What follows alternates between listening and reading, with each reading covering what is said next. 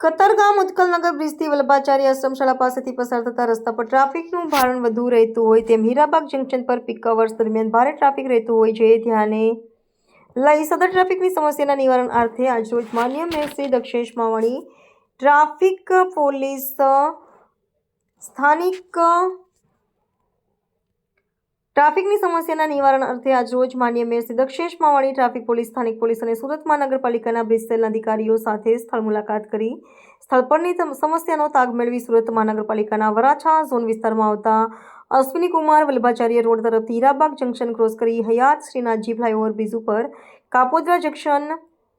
પહેલા જોડતો entry ramp બનાવવા સહિતની કામગીરી તથા અન્ય આનુષાંગિક કામગીરી અત્યંત તાકીદપૂર્ણ કરવા ધરવા લાગત અધિકારીશ્રીઓને જરૂરી સૂચનો આપી હતી. સદર એન્ટ્રી રેમ્પ બનાવવાથી હીરાબાગ જંકશન પર પીક અવર્સ દરમિયાન ભારે ટ્રાફિક રહેતું હોય છે જે ટ્રાફિકનું ભારણ ઓછું થશે અને હીરાબાગ જંકશન પર ટ્રાફિકની સમસ્યાનું મહદઅંશે નિરાકરણ આવી શકશે. સદર બ્રિજની લંબાઈ